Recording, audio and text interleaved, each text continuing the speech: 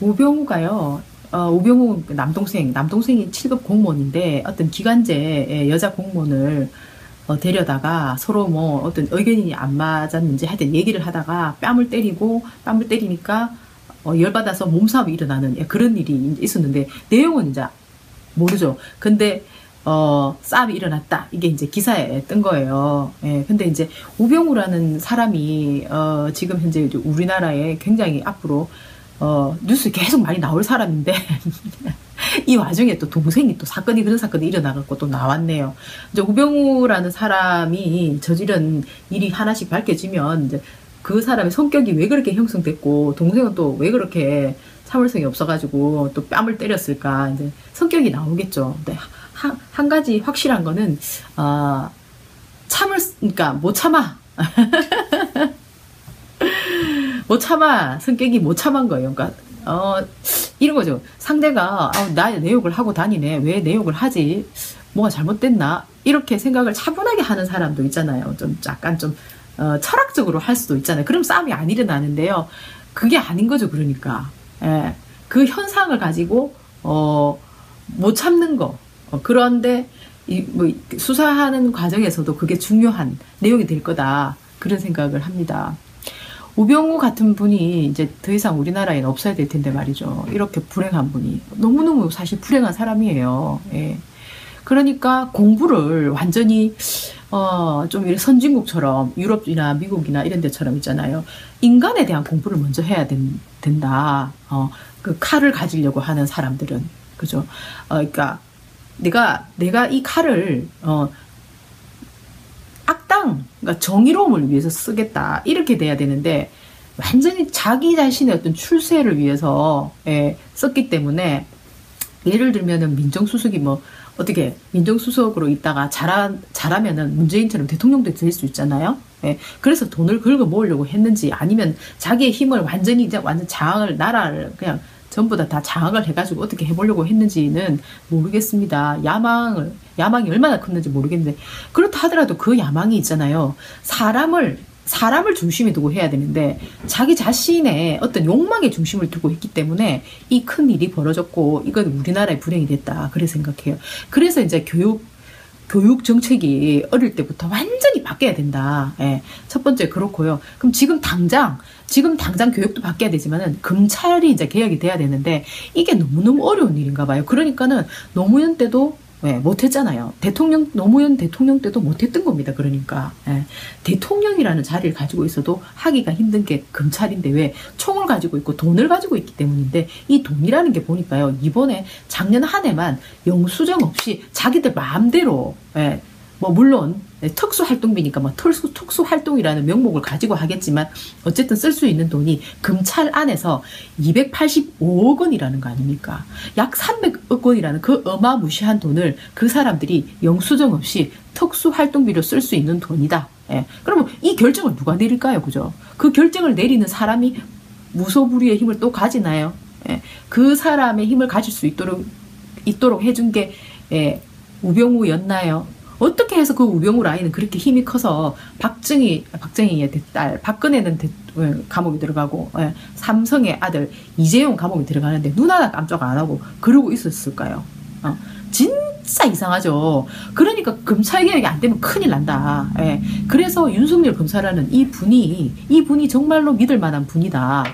나는 다른 거는 잘 모르겠어요, 진짜로. 근데 이재명 시장님을 믿다 보니까 그런 거. 이재명 시장님이 그랬거든요. 윤석열 검사를 자기가 대통령이 되면은 지금 이 자리에 임명하겠다 했어요. 근데 이제 문재인 대통령이 그렇게 한 거예요. 그렇게 했으니까 이 일이 해결되기를 바라는 거예요. 그러니까 과연 이재명 시장님이 한다 했으면은 일단 무조건 나는 믿는데요. 일단 지금 이 정부는 계속 할 수 있을까? 하면 좋겠다. 이런 상황이 계속 되는 거예요. 이게 안 되면은 진짜 완전 또 나라가 뒷걸음질 친다. 부정부패를 끊어내려면은 여기부터 손봐야 된다는 생각이 듭니다. 그래서 윤석열 검사님께 우리가 힘을 실어줘야 된다. 이런 생각이 들어요. 영화를 통해서 사실 이런 것도 볼 수 있는데요. 힘을 가진 자, 예를 들면 우리 레옹은 뭐 완전히 안 본 사람이 없잖아요. 그 마약 형사 있잖아요. 게리 올드만. 마약을 탁 먹고 있잖아요. 예. 베토벤 합창 교향곡이 그 마약을 먹고 막 이 사람이 막 그 총을 쏘고 막 나중에 이제 그 이렇게 쭉 내려진 커튼 같은 거 있잖아요. 왜 이렇게 외국에는 보면 우리나라에서는 별로 이제 그런 커튼이 없는데 약간 구슬 같은 거 이렇게 쭉쭉 내려가지고 이렇게 차 이렇게 해갖고 갈 때 막 착 나오고 막 나는 그때 굉장히 좀 무섭더라고요. 게리 올드만이 마약을 한 상황에서 하는 행동이라 더 무서웠어요. 예. 막 트럼프 그러면서 막 힐러리 보고 마약한 거 아니냐고 어떻게 저렇게 힐러리가 한번 넘어졌었는데 저렇게 할 수 있냐고 그러더라고요. 그래서 이상하다. 계속 한 사람은 자기면서 왜 저러지? 그런 생각했었어요. 그러니까 마약이라는 게 그렇게 끔찍하고도 무서운 건데요. 우리나라에는 아직까지 많이 안 들어와서 그래도 그나마 참 다행이다. 고르면은 좀 그렇게 생각이 듭니다. 그러니까 저는 음악에 대해서는 악기를 한번 해보려고 정말로 시도를 많이 했었는데요. 그 악기라는 것은 접근하기가 참 힘든 것 같아요. 접근을 해본 게 통기타하고 이제 피아노하고 그 다음에 이제 오페라에 빠져가지고 이제 한번 해보려고 했는데 아이고 뭐 그 타고나야지 목소리가 안 돼가지고 근데 어쨌든 시도는 다 열심히 해가지고요.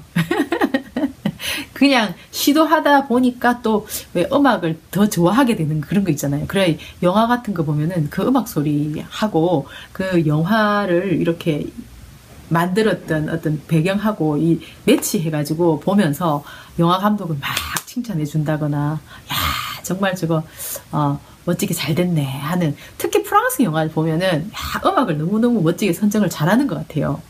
예. 그리고 이제 보면은 오페라도 보면은 참 자주 나오는데요. 보면은 특히 범죄 영화 같은 거 하면서도 또 모차르트가 맨 마지막에 만든 그 레퀴엠 있잖아요. 레퀴엠도 진짜 많이 나오잖아요. 그 영화하고 딱 맞아 떨어졌을 때는 정말 영화가 너무너무 이렇게 멋이 그냥 멋스러움이 그냥 하여튼 너무너무 멋스럽다. 저 모차르트 집에 가보니까 모차르트 집에 가면은 그 태어났던 집이거든요. 그 아버지가 그 집을 잘 운영하기 위해서 굉장히 노력을 많이 한 집이다. 그런 생각이 들어요. 천장이 좀 낮고요. 그런데 이제 하도 오래전에 지어진 집이니까요. 모차르트가 1700년도에 태어난 사람이니까 집이 얼마나 오래됐겠어요. 근데 아버지가 왕궁에서 그 지휘하는 사람이었기 때문에 모차르트는 이제 좀 타고났던 거죠. 그러고 모차르트를 그렇게 이제 왕궁에 가서 음악을 연주할 수 있도록 아버지가 그렇게 만들 수도 있었고 또 그러다 보니까 그 집은 굉장히 따뜻하고 부유하게 살 수가 있었는데요. 그렇다 하더라도 그 집이 이제 아파트인데 복층을 쓰고 있거든요. 그래가지고 거기 방마다 이 난로가 다 있어요. 거기는 난로가 도자기 난로거든요. 제가 한번 그때 괴테집에서 보여드린 거 있잖아요. 그런 난로가 거기도 방마다 다 있어요. 방마다. 2층 구조로 돼 2층 구조. 그 집이 3층 4층인가 정확하게 기억이 안 나는데 하여튼 올라가야 돼요. 올라가서 천장은 낮고요. 이제 보면은 모차르트가 굉장히 음악에 집중하면서 살 수 있는 그런 환경이 된다는 거. 그래. 근데 예술이라는 거는 실은 그런 환경이 좀 되어줘야 되기 때문에 애가 안정된 상황에서 집중을 할 수 있기 때문에 만약에 그거를 안정되지 못한 부모가 그 애한테 그거를 시키면은 걔가 뭐 또 그게 완전 몰입해버리면은 예를 들면 파가니니 같은 그런 경우가 될 수도 있겠죠. 그런 애가 아니면은 뭐 박은혜 같은 내가 박은혜를 좀 별로 안 좋아하거든요. 하여튼